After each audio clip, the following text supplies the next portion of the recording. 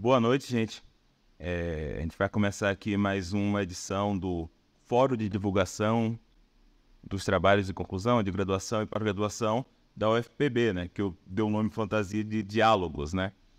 Não acho tão bom, mas é o nome que tem. Hoje, a gente vai falar do trabalho da Alexia Linhares, né? Que ela acabou de defender o TCC dela, e o título do TCC era Ceticismo Epistêmico-Filosófico, uma discussão teórica acerca dos principais argumentos céticos e anticéticos. Então, a Alex vai explicar o trabalho que eu dei o nome de peixe com cético, e depois a gente o Filosofia pela PUC. O tema da sua dissertação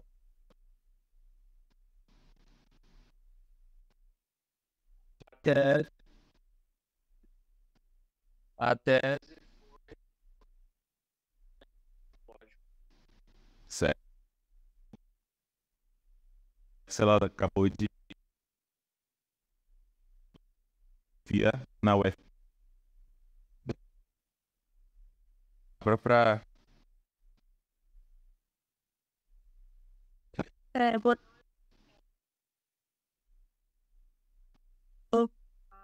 optar por e vamos começar, né? Com esse tema aí que eu escolhi para o Brasil, que toda já apresentou. Começando explicando sobre o que é uma hipótese cética, né? Uma hipótese cética é um cenário, né?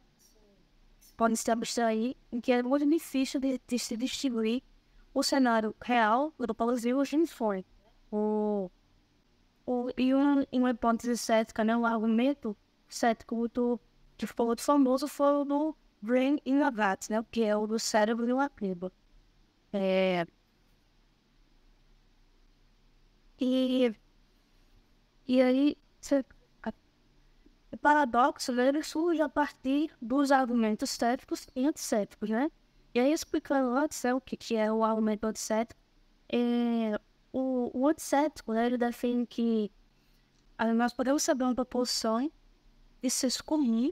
Se nós podemos saber uma proporção de senso comum, então isso implica na falsidade da hipótese cética, né? Quer dizer, se eu sei que eu tenho luz, então isso implica que eu não sou o cérebro do povo sendo manipulado, né? Pelo cientista Maquiavel. Já o cético, ele argumenta que não é possível não saber que você é o cérebro do povo, que você está em um cenário cético, né? Então, ele define que não é possível saber a falsidade da hipótese cética, né? Então, isso implicaria na falsidade da proposição comum, ficando sem um referencial. Então, esse paradoxo ele é mediado a partir do princípio também, que vamos explicar, chamado de fechamento epistêmico.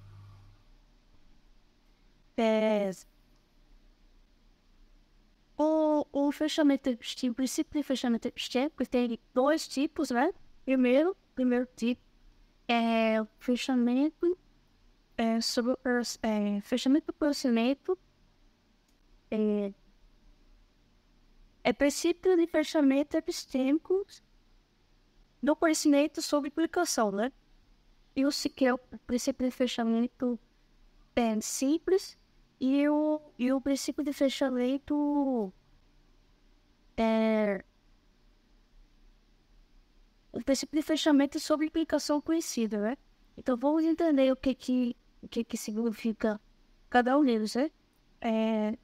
Esse princípio define que o conhecimento é fechado sobre a operação e implicação, né? Então, se eu sei uma coisa e essa coisa conhecida implica em uma segunda coisa, então eu sei a segunda coisa por implicação, né?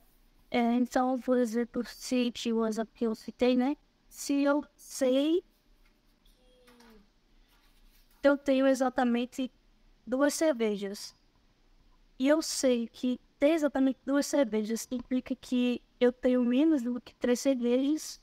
Então, eu concluo o fechamento, né, que eu sei que eu tenho menos do que 3 cervejas, né? E então, é isso que diz o princípio de fechamento simples, né? E aí, só que ele passa por objeções, né? Para poder chegar no princípio de fechamento sob implicação conhecida, né? Que ele é mais qualificado, né? E as objeções é que eu posso concluir, posso chegar a uma conclusão a partir desse princípio, mas ele ser por um processo epistemicamente justificado, né? Ou eu... Porque esse princípio de fechamento simples, ele está em publicações, ele pode cair em publicações posteriores, porque eu posso simplesmente não formar aquela conclusão, né?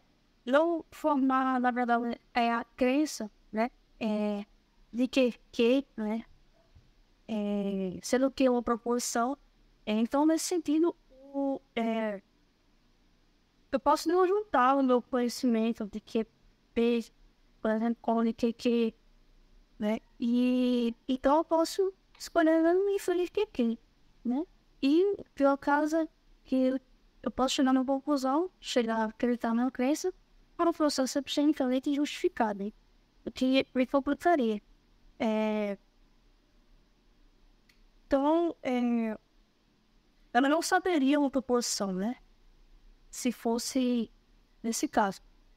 Então, uma versão mais qualificada desse princípio, né? Ele necessitou de uma melhor rigorosidade, um modo mais cauteloso de articular esse princípio de linha do consequente. Então, eu estou em posição de saber que, né? Então, já é o princípio de fechamento sob implicação conhecida. Ele é mais acessível, ele é mais confiável, né? Apesar de que ele ainda tem muitas críticas, né? Então, se eu sei uma coisa, ele diz que se eu sei uma coisa e deduzo corretamente outra coisa dela, venho acreditar nessa segunda coisa por tê-la deduzido. Então, sei a segunda coisa. Então, essa aqui foi o avanço, né? Mas ele faz muitas objeções, né? Se for bem, dentro dos argumentos certos.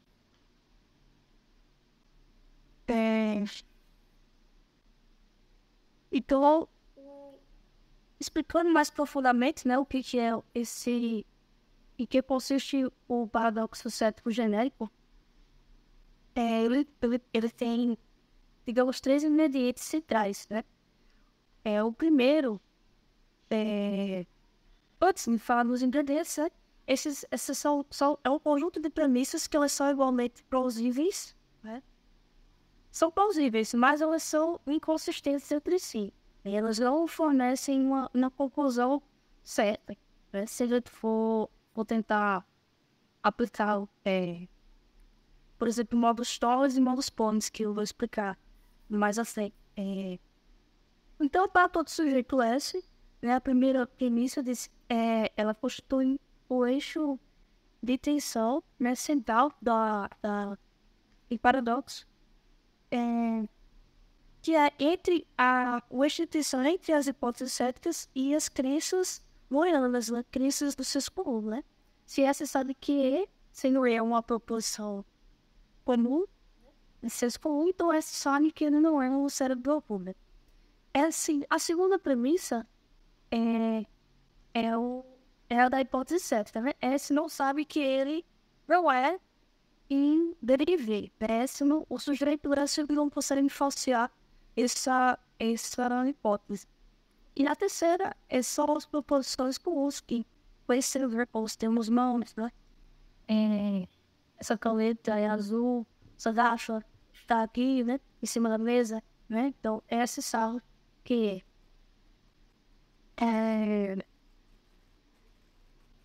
faz parte. E nós veremos que o conhecimento de uma acarreta na negação da outra.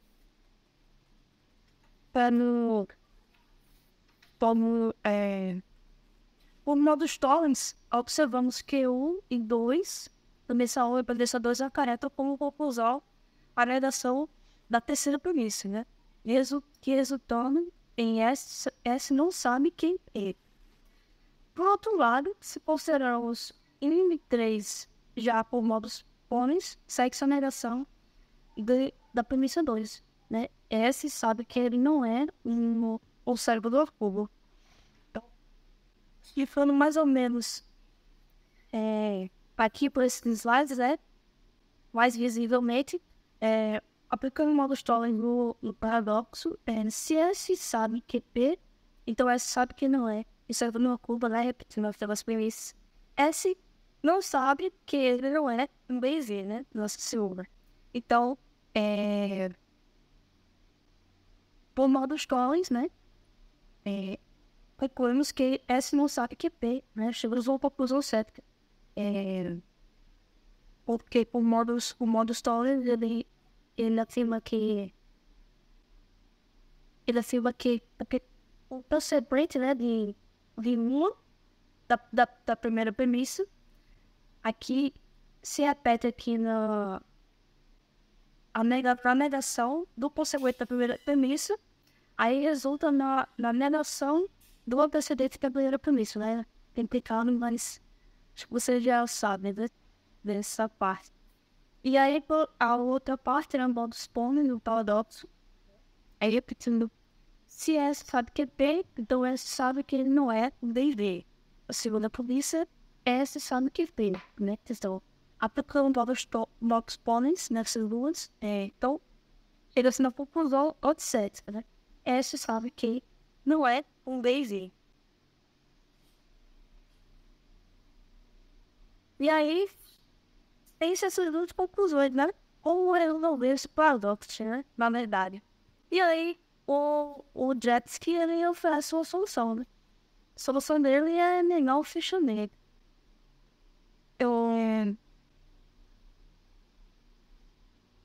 Porque ele insiste que o único modo, né, de refutar o ceticismo é negando o fechamento. Ele acredita que esse é o único modo, né? Mas sempre é possível investigar, né? Outros modos, né?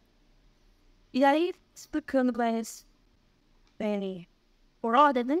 Então, a tentativa de fornecer uma solução a esse paradoxo, Jetsky insiste que o único modo plausível de refutar o ceticismo é negando o fechamento. Por isso, ilustramos a abordagem de Jetsky com seu famoso exemplo da zebra. Vou ilustrar aqui. Imagine que você está no zoológico e olha uma zebra no cercadinho de zebras, você vê o que diz na plaquinha de identificação do animal e forma a crença que ali há uma zebra. Então, você plausivamente também tem a consciência de que ali é uma zebra. Porém, as razões que você tem para ter a sua justificação, que é uma zebra, não parece ser boa o suficiente para ver que não é uma gula leite pintada.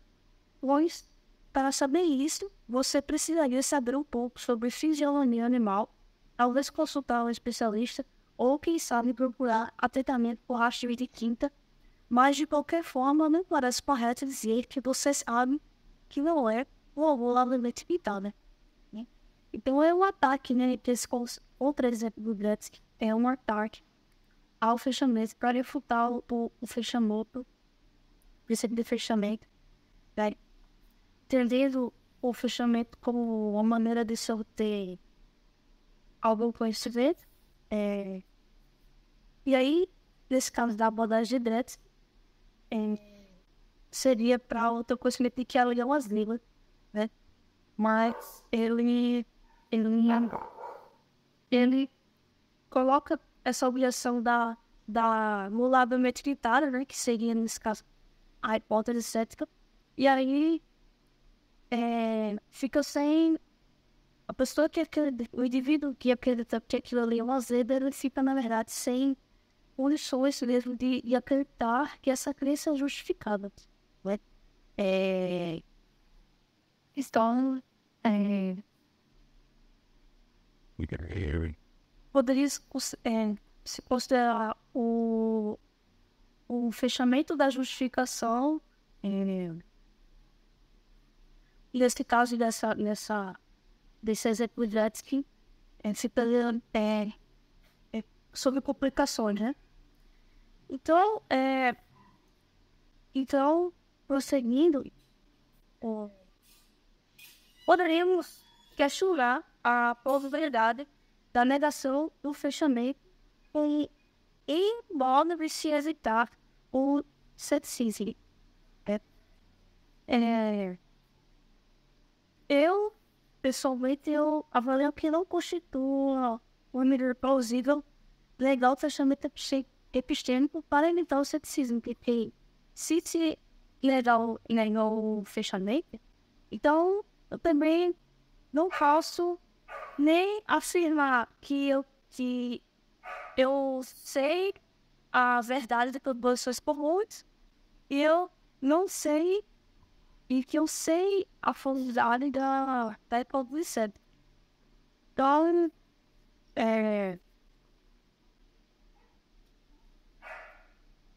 se olhasse o fechamento, o paradoxo seria resolvido, né? Seria resolvido, mas ao mesmo tempo eu não poderia afirmar que eu sei alguma proposição comum, né? Então, existem muitos argumentos que defendem o sujeito está justificado a acreditar que P, né, em uma proposição comum, a partir do emprego do fechamento do conhecimento. Sendo somente essa parte do paradoxo mais plausível de se entregar o fechamento, né? Eu considero. Mas, assim, o fechamento, ele é bastante, assim, ele é muito utilizado, né, pelos epistemólogos, apesar de suas falhas, eles ficam em aberto, não acredito, assim, possibilidades de investigar, né, talvez outras formas de se resolver esse paradoxo, né, mas acredito que o fechamento ele ainda continua bastante plausível, né, e aí é isso, eu abro da discussão agora. Eu agradeço sua atenção.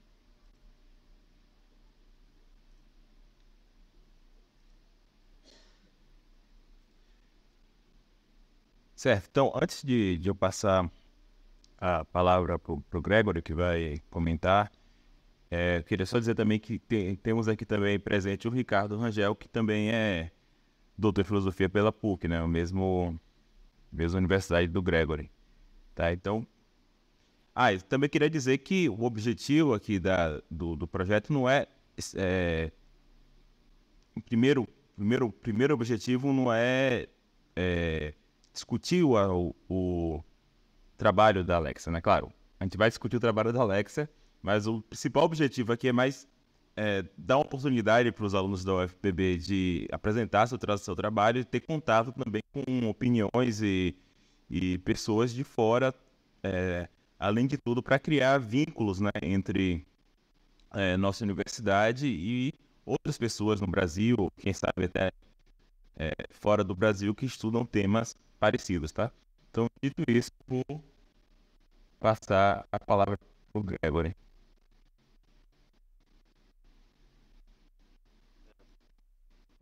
Achei muito legal, Alex, o trabalho e, sobretudo, o teu interesse por esse assunto. É um assunto que, mesmo dentro da filosofia, tem até muita gente que torce o nariz para ele, ou não tem lá um grande interesse por esse tema, mas eu acho ele um tema assim, bem apaixonante, né? Tanto que eu já estou há anos pensando sobre isso e mudamos sobre esse tema.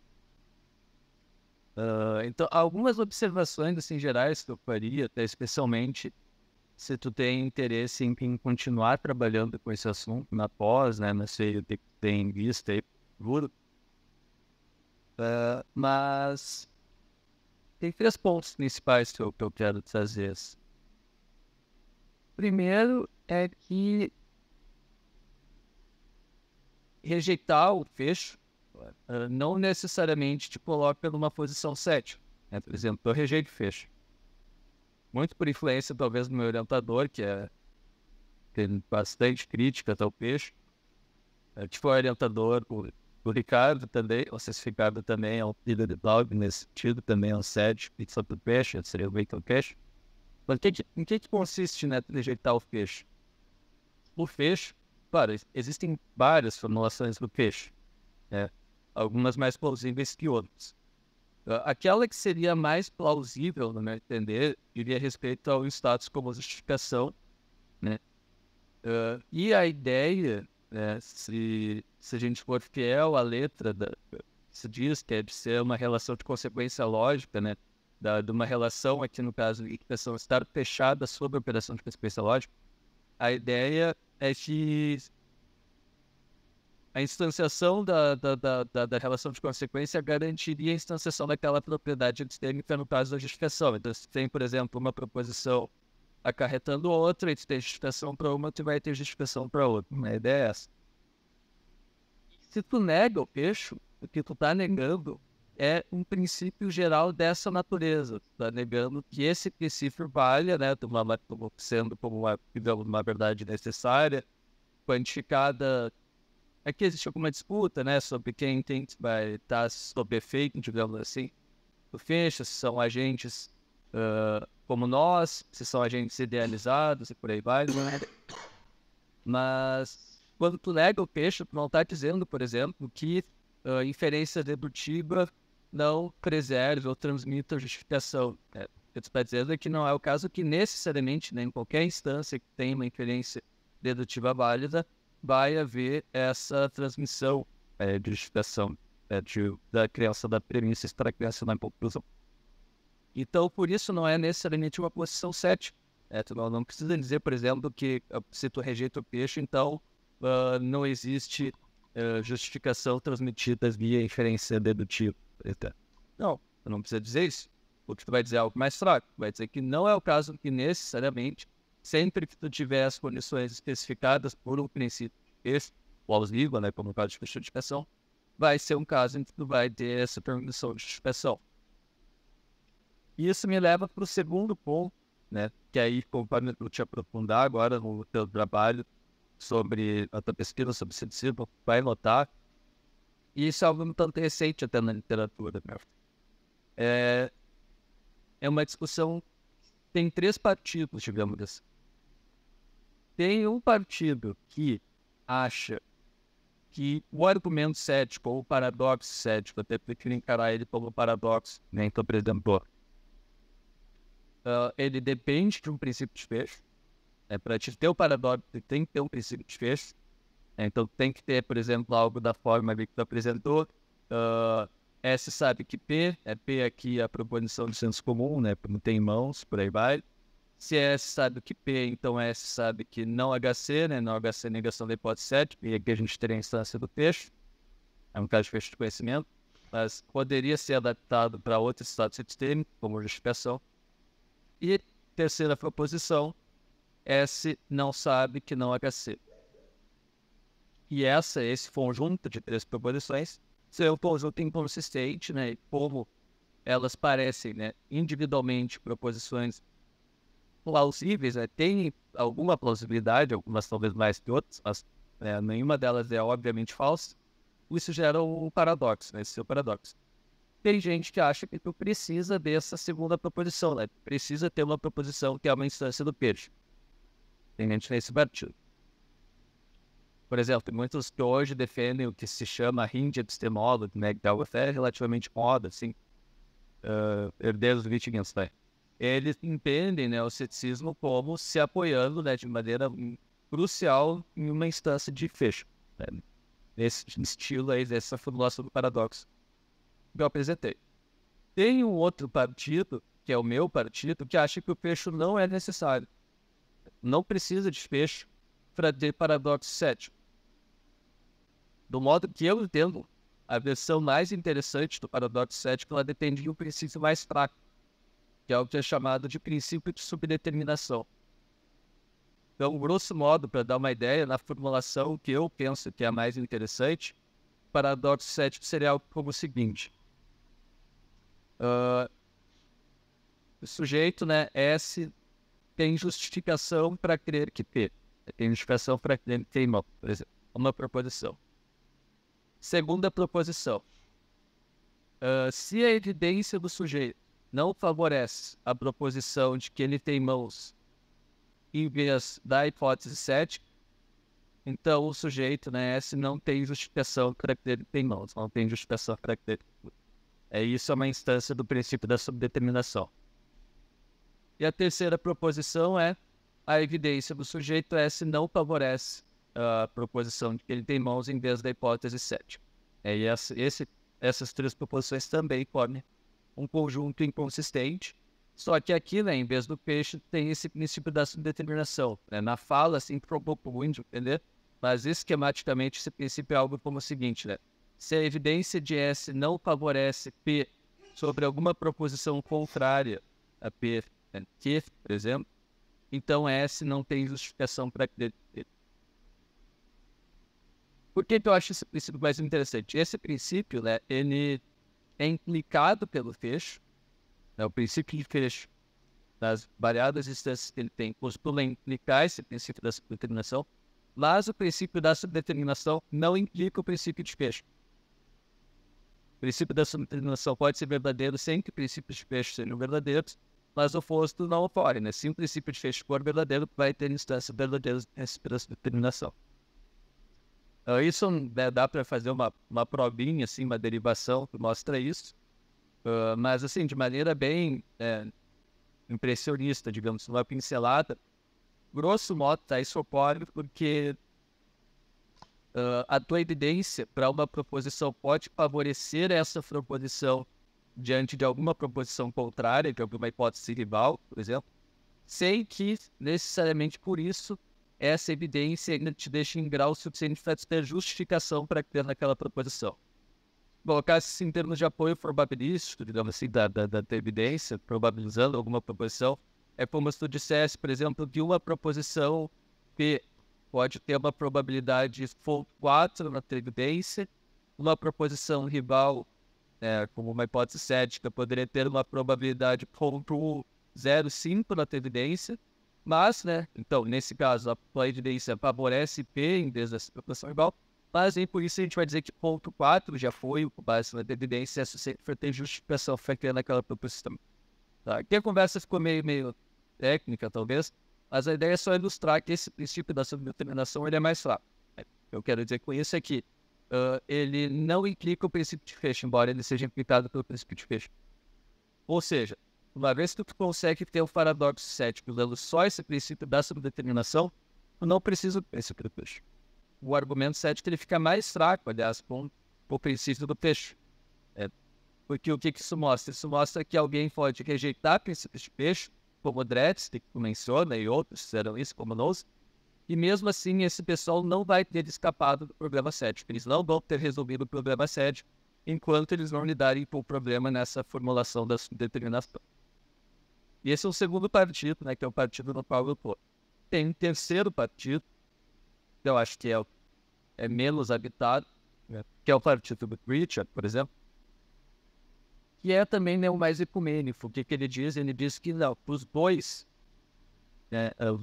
tipos de paradoxo, seja o paradoxo baseado no fecho, quanto o paradoxo baseado na subdeterminação, os dois são igualmente importantes, são igualmente fundamentais, os dois precisam ser resolvidos para que a gente tenha uma resposta para o ceticismo. Isso ele articula no, acho que foi o último livro dele, não sei se ele publicou depois, mas é no livro dele em 2015, Episteme Case. Claro que lá ele vende o peixe dele, né? Lá ele diz, o problema é esse e aqui está a solução, né? Que é a melhor solução exatamente porque ela resolve os dois problemas, né? E claro, cada tipo de paradoxo exige um tipo diferente de resposta, segundo Richard. O paradoxo do peixe, ele entende que depende da resposta para ele, é uma resposta baseada na Hind epistemology, né? Enquanto o paradoxo baseado na subdeterminação dependeria do disjuntivismo epistemológico dele. Né? Teria uma outra posição, mas essas duas posições, né, a Hind epistemology e o disjuntivismo epistemológico, são posições diferentes. Mas o Richard, né, ele argumenta lá que, na verdade, elas seriam complementares e por aí vai. Eu não vejo assim. Eu acho que pode jogar tudo fora, aquela parte lá lidando com widgets com a versão do peixe, né, e consequentemente a própria rede XML, eu não acho que o argumento 7 está na versão mais forte dele, ou mais preocupante dele, digamos assim, dependa do princípio de fecho. Acho que é a versão da determinação que deveria realmente me preocupar. E aí, uma vez que a gente aceita isso, né, a gente não vai se preocupar com o fecho tanto. Mas aqui, né, eu estou tentando te oferecer só um mapa, digamos assim, desse terreno que tu pode explorar conforme tu seguir pesquisando sobre esse assunto, né, que é um terreno vasto.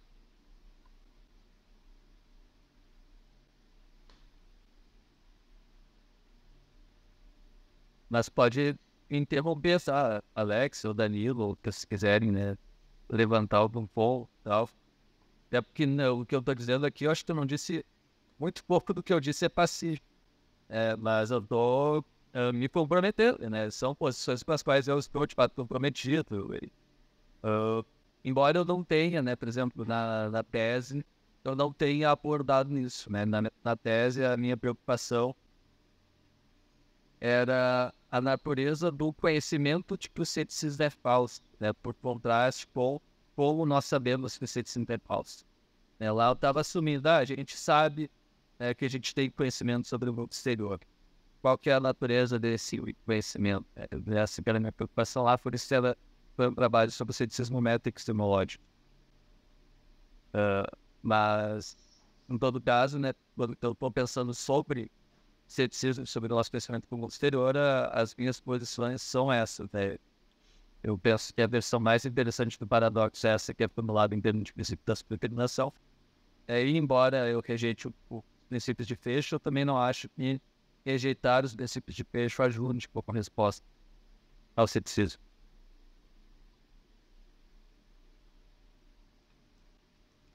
Ô Gregory, você tinha falado três pontos, né? O primeiro era que rejeitar o princípio de fecho não implica que o fecho não funcione nunca.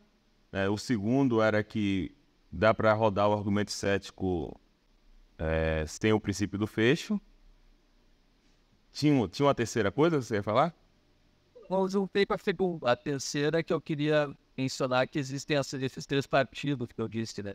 Que são essas três posições que tem dominado a cena, digamos assim, de como lidar com um problema cético. Que é o pessoal que acha que o fecho é importante, o pessoal que acha que essa determinação é importante, e o Pritchard, basicamente, né? Que ele chama de biscope, não sei como é que se traduziria isso, né? Mas que é a solução biscópica, sei lá. Que é essa ideia de que tanto o fecho quanto a determinação seriam igualmente importantes. Mas esse é o terceiro ponto, assim, né? Que existem essas posições no terreno. Então, quando eu colocar esse vídeo no ar, vou deixar o link da tese do Gregory. Vou colocar também algum link do livro de Pritchard, é de 2015?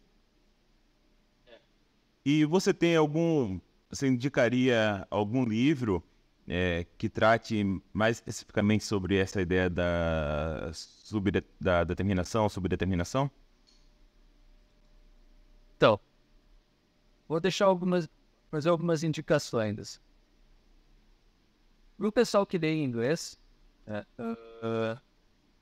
tem um livro recente do Michael Bergman, que é desse ano ou do ano passado, que é título? Fala em ceticismo logo no título. Acho que é Radical Skepticism, ceticismo radical em questões epistêmicas, alguma coisa assim, que ele trata do ceticismo especificamente formulado, né, numa versão que seria subdeterminação. Mas para quem lê inglês, assim, eu acho que para se aprofundar nessa literatura, tem 3 artigos que eu acho que são principais, assim, para dar no sentido de que eles dão um panorama da discussão da área. Tem um do Pritchard, que é lá de 2013, eu acho, 2004, que ele faz o título se não me engano, os trabalhos recentes, traduzindo, né, os trabalhos recentes sobre ceticismo. Que ele faz um levantamento da literatura até aquele ponto, e como o problema tem sido entendido e como ele tem sido respondido. E agora, saiu agora, esse ano, do Chris Ranalli, um artigo que é muito parecido com esse do Pritchard, é a mesma proposta, né? Fazer um levantamento da literatura bem geral, mostrando as posições que têm sido defendidas e como o problema tem sido entendido, que é muito útil nesse sentido, assim, de que realmente fazer, né? A pessoa que está querendo, assim, o que a literatura está falando, né? Olha esses dois artigos, né? Do Pritchard e do Chris Ranalli. E tem um terceiro artigo, que é do Bruckner, que foi o último artigo que ele publicou em vida, eu acho que é de 2012 ou 2013, que é muito bom, que o título é uma brincadeira com aquele álbum Beatles. Acho que eu não lembro se é Magic Mystery, alguma coisa assim que ele brinca no título, mas que ele faz uma tour, digamos assim, das posições em resposta ao ceticismo, que eu acho um artigo muito bom, que ele é muito acessível, né, em inglês, mas é bastante acessível e oferece um panorama bem legal também das respostas que têm sido dadas ao ceticismo e já oferece ali algumas objeções, mas o Bruckner eu acho que é um autor indispensável esse pensar sobre ceticismo. Para quem não lê em inglês, né, o pessoal que lê em português, tem muita coisa no site da Crítica na Rede, e o livro, né, um livro que é bem bom é a Epistemologia do Pemberton, né, que é uma introdução à epistemologia.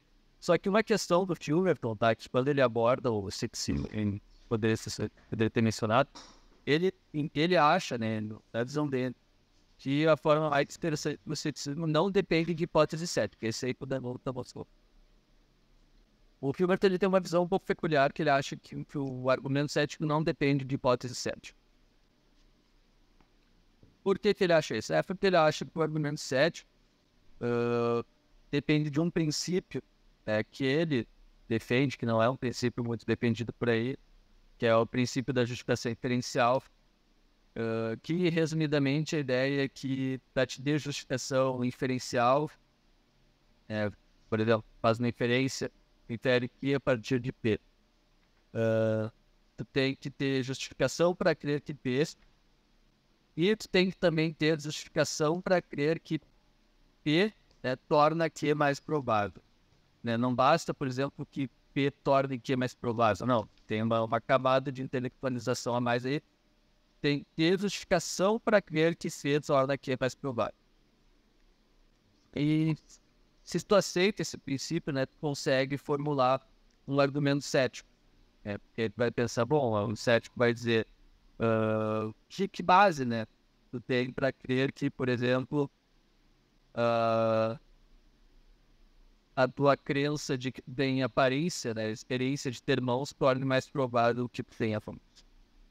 Na formulação do Pritchard, é assim que deveria ser encarado o argumento, desculpa, do Pritchard não, Pemberton, é assim que teria que ser encarado o argumento cético. Mas isso é um modo bem idiosincrático em encarar o ceticismo, né? Não é muito popular, assim, na literatura, esse tratamento para a questão cética, porque não é muito popular esse princípio que o Pemberton defende, né? Que esse princípio da justificação inferencial, né? Muito discutido, né? Disputado esse princípio. Então, por isso também essa versão do ceticismo, embora seja a versão que o Pemberton apresenta e discute mais nesse livro, não seja a formulação que é mais discutida, né, na literatura sobre o tema. Mas ainda assim, né, os livros que eu conheço, de livros em português que tratam, né, de epistemologia, especificamente ceticismo, esse é o melhor, né?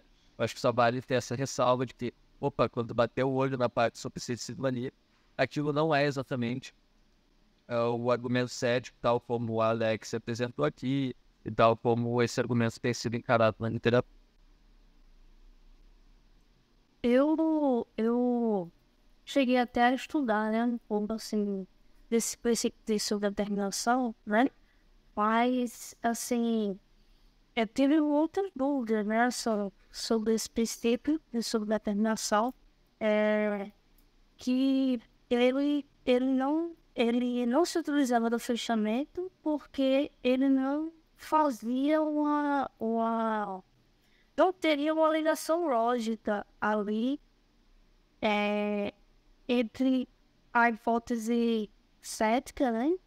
Tem até um exemplo da evidência, né? Assim, entre a hipótese e a evidência, né? E tinha uma outra questão desse princípio de subdeterminação, porque a justificação seria evidencial, né? Que eu estudei algo mais ou menos assim. Mas eu fiquei muito confusa, porque tinha momentos que talvez eu achava que tinha uma ligação lógica, mas o artigo ele apresentava como se não tivesse, né? Aí, talvez eu acredito que eu tenho que ir estudar mais, né? Assim, tenho que me dedicar mais a estudar mais, assim, bem detalhadamente sobre os princípios de determinação. E se eu tivesse com o artigo, eu até pegava para entender, né? Ele para fazer aqui, né? Mas você pode me explicar, assim, mais ou menos, assim, pode me tirar essa dúvida, que ficou meio embaçado. Eu tenho um artigo que não é nenhuma maravilha e tal, mas ele é sobre isso, ele é sobre exatamente a relação entre os princípios, né, entre o princípio do fecho e o princípio da determinação. E lá eu mostro, né, como que tu, né, faz a derivação, né, um do outro, e mostro também argumento lá que tu, né, embora tu consiga, né, derivar a subdeterminação do fecho, tu não consegue fazer o inverso, né? Tu não consegue derivar o fecho da subdeterminação. E isso, assim, na fala, é muito difícil fazer, porque é uma questão de, né, provar, de, né, mostrar mesmo que não se segue. E eu posso, né, a melhor forma, né, que não é muito precisa, que eu tenho de ilustrar isso foi com aquele exemplo que eu dei mesmo de que, né, porque o que o princípio da subdeterminação ele diz? O princípio da subdeterminação é importante notar que o que ele coloca é uma condição necessária para a justificação, né, para haver justificação. Ele não está dando uma condição suficiente. Né? Ele diz não é e se a tua evidência favorece P sobre alguma hipótese rival, E, então tem justificação para crer que não. Né? Ele diz ao contrário. Ele diz se tem justificação para crer P, então a tua evidência favorece P sobre hipóteses rivais. Ok. E quando a gente nota isso, é que a gente começa a notar a diferença entre ele e princípio de fecho. O princípio de fecho, né, grosso modo, o que ele vai te dizer é se tem justificação para crer que P e P implica que, né, é capaz de deduzir Q de B, então tem justificação para crer que Q. Então é um princípio, né, o princípio do fecho, ele já está colocando uma condição suficiente para haver justificação. Satisfaz antecedente, vai ter justificação para criar uma outra proposição, né, naquela que é a consequência lógica. Isso já indica, né, só que, claro, teria que ter papel para ver isso claramente, para ver isso rigorosamente, né, mas isso já insinua, né, porque que, embora o fecho implique, a subdeterminação, o oposto não se implica, né, a subdeterminação conta numa condição necessária para a posse de justificação, e não implica nenhum princípio de fecho, sendo que o princípio de fecho coloca condições suficientes para ver justificação. E eu não sei, eu acho que parece, né, pedante assim, mas eu acho que dá uma olhada nesse artigo meu ajude, né, pode ser uma boa. E tem mais, né, em inglês tu encontra bastante artigos sobre isso, bons artigos, né, aliás, acho que uma boa parte deles estão indicados na referência desse artigo meu, mas tem um do Kevin McCain, também sei se está indicado lá no meu, que é muito bom, que é um artigo de 2012, se eu não me engano, que mostra isso bem detalhadamente também. Essa relação entre fecho e subdeterminação. Sobre a subdeterminação, também, né, é interessante notar que uma boa parte da discussão que tem sido feita na literatura recente é sobre a natureza da evidência, né?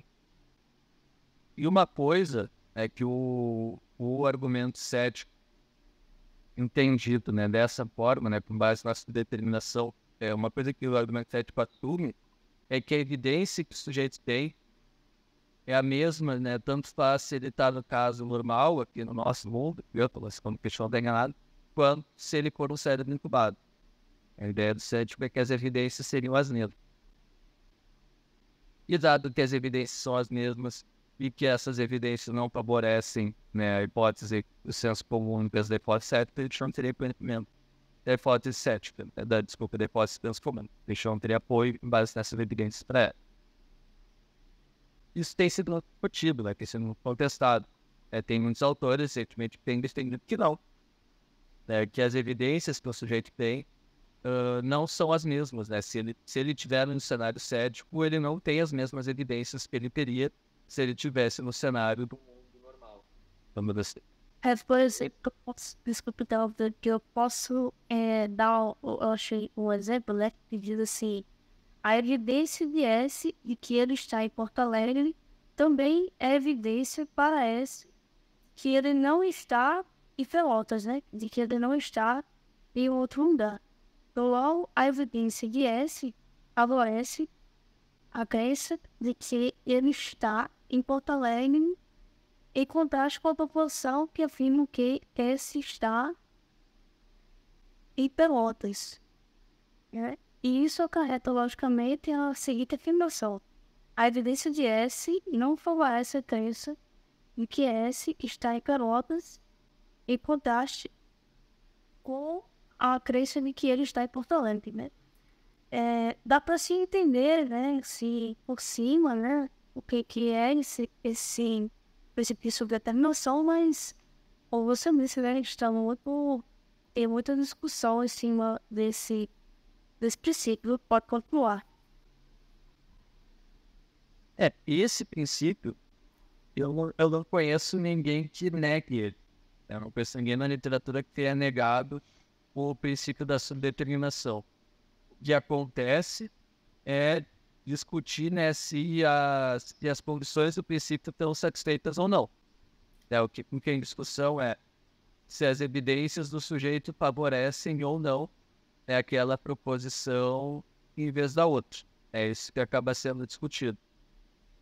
Com o cético, pensando que não, que a evidência do sujeito não favorece a proposição de senso comum em vez da hipótese cética. E o anticético negando isso. O anticético vai negar, vai dizer que as evidências do sujeito favorecem, né, a proposição do senso comum em vez da hipótese cética. É claro que a conversa ela precisa receber mais detalhes sobre como exatamente há esse favorecimento, né? Mas essa ideia de favorecimento, ela geralmente é pensada em termos de apoio probabilístico ou, de modo mais geral, de tornar mais racional, né, crer naquela proposição no que houve. Por exemplo, se a minha evidência, digamos que a minha evidência sejam os meus estados mentais e dizem respeito a como as coisas parecem ser também. Então a minha evidência é, por exemplo, que parece que o meu sofá é segunda, que parece que eu estou sentado algo, parece que a parede do meu apartamento é branca, e por aí vai. Tem uma série de proposições desse tipo, digamos que isso constitui em evidência. Proposições da forma parece que P, parece que P, parece que R, por aí vai. Onde esses conteúdos dizem respeito a, né, conteúdos que seriam das minhas experiências perceptuais. Por aí vai. Aqui, né, uma ideia é que essa evidência, né, se for isso a minha evidência, ela não vai tornar racional a minha crença, né, por exemplo, que eu estou no sofá, em vez da crença de que eu estou sendo enganado por um gênio maligno, né, e eu estou sentado num sofá e eu sou um cérebro lutando na curva. Se as minhas evidências forem essa, o que alguém vai poder argumentar é que essas evidências elas não vão tornar mais racional eu crer que eu estou sentado no sofá do que eu crer que eu estou sendo enganado, né, pelo gênio maligno ou estou sendo enganado pelo cientista que constrói o computador ou por aí vai. E vai ter quem conteste isso, né, e aí as formas de contestar isso variam. Alguém pode contestar isso dizendo, não, mas as minhas evidências, elas não são esgotadas por proposições. As minhas evidências não são só proposições, tipo, parece que é aquilo, parece que tal coisa, parece que outra coisa. Não é isso que é minha evidência, ou não é só isso que é minha evidência. Isso é uma saída. Uma outra saída é contestar a ideia de que, ainda que essa seja a minha evidência, negar que ela não favoreça a proposição, né, do mundo exterior. Por exemplo, pode dizer, não, a minha evidência realmente é isso, né? Parece que a parede é branca, parece observado, por aí vai. Mas, por exemplo, a hipótese do mundo exterior é a que melhor explica essas evidências. Ela explica melhor essas evidências do que a hipótese 7. Ela é mais simples, digamos, ela tem alguma outra virtude, faz ela ser uma explicação melhor.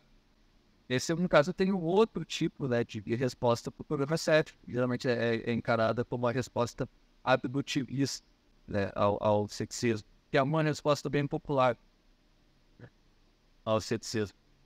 Mas, em todo caso, né, em nenhum desses dois tipos de resposta, o princípio da subdeterminação é contestado.